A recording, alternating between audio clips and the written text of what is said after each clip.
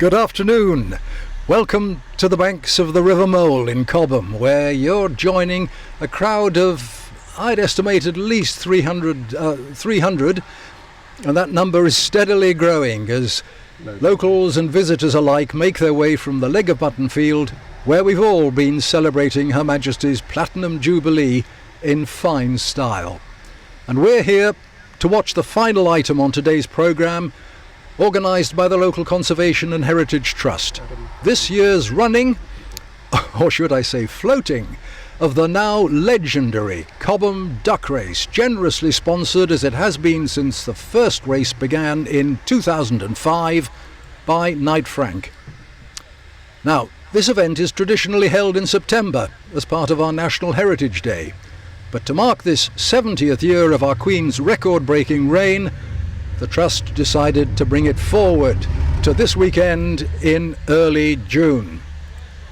And right up to the last minute, visitors to these local celebrations and those further afield who've been able to buy their tickets online this year have been securing their stake in this year's race. And in so doing, we're supporting the work of the Trust and the several local causes now brought together in the Cobham Combined Charities organisation. The process is quite straightforward in concept. Thousands of rubber ducks driven towards a finishing line by the current here in the River Mole. But as those of us very familiar with this tradition, the forces of nature can be noticeably fickle, and the directions in which the river's flow can push the individual competitors is hard to predict. It can so easily result in early retirement, usually for the duck that people like me have put their money on. Now, I'm keeping an eye open at the moment for Radio Surrey's drive time presenter James Cannon, who will be the one keeping those on the bank well briefed on how things are going, whilst I have the pleasure of your company in this little bit of duck race history. For the first time, we're going to try and cover these fast-moving events here in Cobham with the help of a pioneering team of intrepid camera operators, and as I hope you can see already, they are streaming their digital images so that all of us, in theory, wherever we are in the world, can share this local experience as it happens, thanks to the internet. Whoever thought tomorrow's world would one day look like this? So my fingers are crossed that we're reaching you loud and clear. And for me, ladies and gentlemen, this is real first-time stuff. Well, right now we are almost at the time for the start of the racing. The Trust's volunteer officials are in place, and I hope they're ready to start the Kings and Queens race. This is a short sprint by large-scale replicas of the thousands of tiny racing ducks that will compete in the longer main event around 4 o'clock. There they are. Each of the big ducks in the sack carries the hopes of local individuals and organisations who've generously donated to the Heritage Trust's good causes for the privilege of urging their duck onto the finishing line across the river, which is just in front of Cobham Pier, the platform built by the Trust at the bottom of River Hill. Usually this part of the river is well populated by real ducks. There's at least one family living here with their chicks, Egyptians and mallards, and actually a small family of swans. Perhaps it's the crowds that have persuaded these genuine local residents to move somewhere else this afternoon. Or perhaps they've seen this sort of thing before in previous years. And there's the hooter, the start of the first race at 3:50. And I'm beginning to realise that this commentary business is actually quite tricky, because though I'm sure true rubber duck lovers will tell you that they can recognise their bird amongst all the others, the reality has to be that no one can be sure which one has won the race until it's lifted out of the water and its number, marked on its bottom, is confirmed.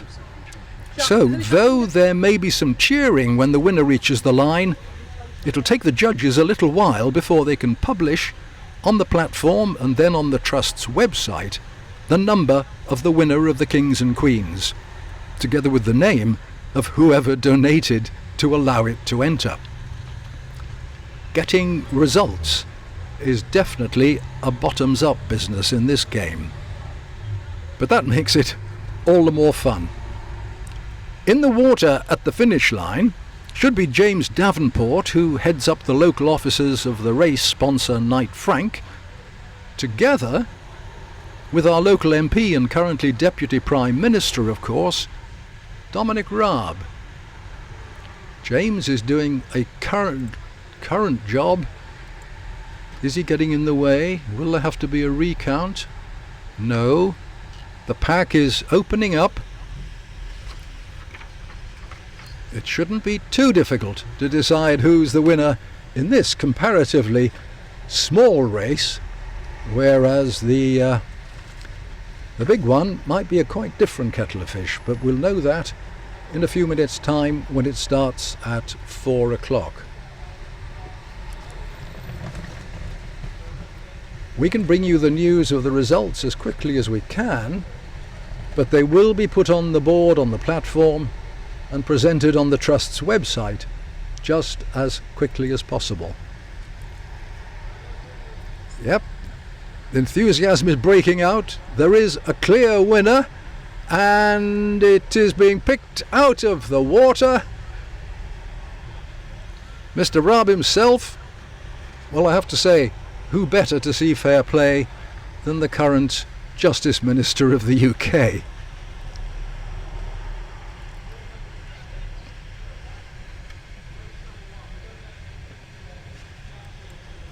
Some discussion, but the difficult decisions will have to be made when all the checks are carried out that the ducks were legitimately entered and their winners can be identified. We're all set for the major event of the afternoon, the long duck race for literally thousands of tiny, well-primed rubber ducks in the weir at Cobham Mill. They've got to go a lot further than the Kings and Queens, and a lot more is likely to happen on the way.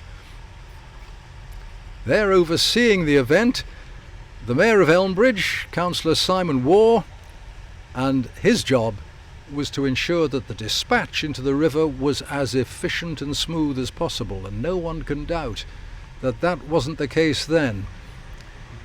The armada of Cobham ducks, the rubber variety, makes their way downstream towards the pier and the winning line, and the record books for the winner. Now, one of the obstacles that these competitors will have to negotiate gets bigger every time this race is run. In the middle of the main channel that they are now making their way towards is an island, and it's been growing ever since this race started back in 2005. Over the years, with reeds and water plants, it's grown as they thrive in the waters of the Mole, and they've created what is effectively an increasingly large traffic island. Now, in previous years, it's been noted by the experts of these things that these ducks who are persuaded to take the left-hand channel round the island have not had as easy a time as those pushed by the current into the channel on the right. But as I was saying, the island has been changing shape and enlarging throughout all these years, and I've no doubt that interested parties will be keen in 2022 to note whether the right-hand channel remains the better route to follow. Well, there you can see for yourselves that the ducks have learned too, because the majority of them are making their way clearly to the right of the island. And in front of them there is a willow tree on the town bank of the Mole, which will certainly provide another opportunity for nature to separate the winners from the also-rans. but perhaps it was the heavy rain that Surrey experienced this morning, certainly in the reaches of the river upstream from here, that should provide more than enough current power to allow the winners to show themselves very quickly.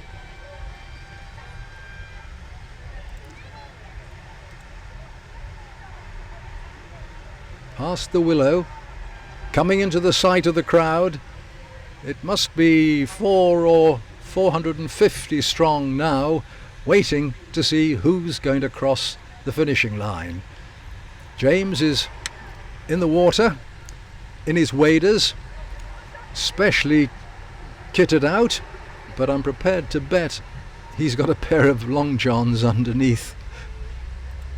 The water in September might just be a little bit warmer than it is on this spring day in early June. And waiting on the winning line will be the Deputy Prime Minister and Mr. Davenport. Now here's an interesting exercise. We appear to have been joined by, could it be Her Majesty herself? Certainly a nice hat. What you're looking at is an ingenious first-time outing for what the boys here call the duck cam. On board is a rubber duck suitably clad for the occasion, but not for racing, who's now going to get in amongst those coming down the course as they approach the finish line. Well, we know Her Majesty wished us all well in her letter that was read out to us on Leg of Mutton Field, and we have a winner. Yes, they're all being passed up there. That looks like our vicar in Cobham, Mike, checking fair play. Well, come on, sir, they've come from a good source. Oh, and there's going to be a problem with all the quantity, but out come the numbers. The results will go up on the board in the platform when they're ready to declare that they actually have a genuine winner. And we're left with the interesting pictures of the ducks that might have been, but simply couldn't make it. One thing I've learned as an observer of these races over the years is that the right channel remains the way to go round the island. There's a big job now, of course, to clear the river of all the ducks that can't be picked out because they didn't make the finishing line. But that's the job of a group of volunteer local cadets who will be spending the next hour or more paddling around or punting their way around, clearing the banks of the rubber ducks so that they will be able to ride again next year, learning from their experience this time round, I hope.